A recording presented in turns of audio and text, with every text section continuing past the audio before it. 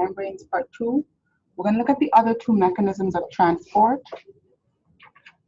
And just a reminder, next class will be our final day before the exam. So we'll probably start membranes part 3, which has to do with osmolarity. And then we'll spend the rest of the time doing our review for the exam on Friday. So if you have questions, you can email them to me or you can bring them to class on Wednesday. But just bear that in mind. Okay. So the third objective has to do with comparing the movement of molecules across the membrane through carriers and through channels. So our last objective talked about simple diffusion. So that was a mechanism of transport that did not require any help, any carrier, or any transporter. So these are our other two types of diffusion that are also passive, right? You want to bear that in mind. These are also passive mechanisms, meaning that they generate energy and that they are also spontaneous and that they are according to the concentration gradient. But these two types of transport that we'll speak about, they do require a bit of help. So the first one is facilitated diffusion, and this is passive transport through a carrier. Now, a carrier is a type of transmembrane protein. We talked about transmembrane proteins. Those permanent proteins that are fixed in the membrane, really important to the overall function of the cell. And carriers are an example of those transmembrane proteins. Now, they're very specific in terms of their binding. So a carrier protein, for example, for glucose will only bind glucose and no other type of molecule. The way that the binding happens is we have the extracellular fluid compartment, the intracellular fluid compartment, and we have glucose that's usually trying to get into the cell. Now, because of its makeup, because of its size, and because it is not able to diffuse through the membrane, it's going to require some help. So that's where this carrier protein comes in. So glucose binds reversibly on the extracellular face of this protein, and then the protein undergoes a configurational shape change that exposes the glucose molecule on the intracellular surface, where it then dissociates, and that is how it can go from extracellular to intracellular. Okay? So this transmembrane protein is just facilitating the otherwise passive diffusion of glucose or any other type of molecule that it is specific for. Now let's look at the graph here that compares the net flux or the rate of movement of particles using facilitated diffusion. And what we'll see is that the rate of transport differs for each carrier.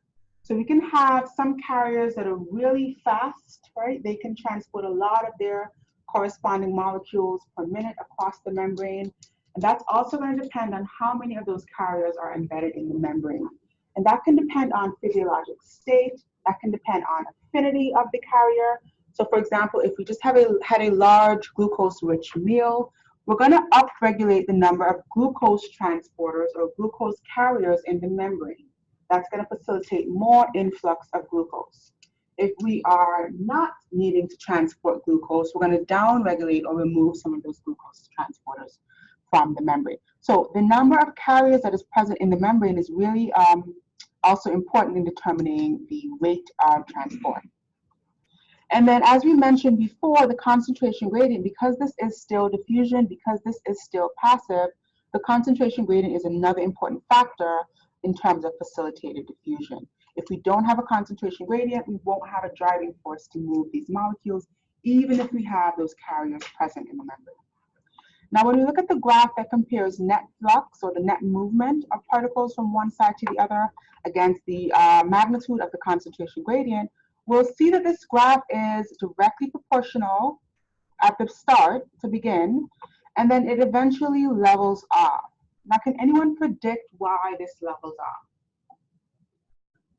In a similar graph that we looked at with simple diffusion, we saw that the graph was continually, indefinitely, directly proportional.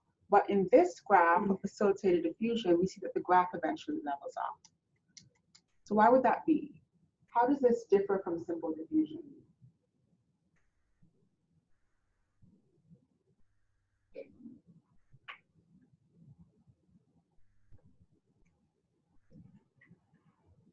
Any thoughts or ideas?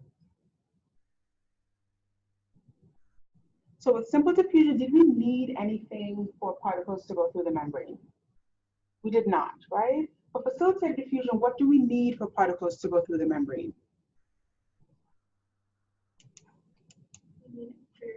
We need a carrier, right? So there is a limited resource or a limiting resource.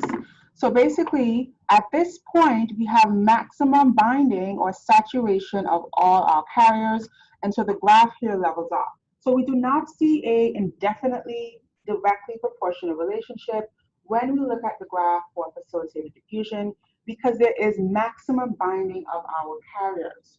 Whereas with simple diffusion, those particles would go through the membrane indefinitely as long as there's a concentration gradient, as long as the membrane is permeable, and as long as we have that driving force. But here, we need to have available carriers to bind our molecule.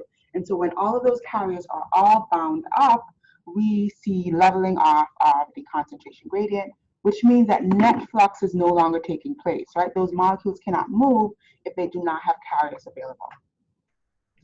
Okay, so very important to distinguish this from simple diffusion. Now, a really good example of a facilitated carrier is the glucose transporter 4, sometimes called the GLUT4 transporter.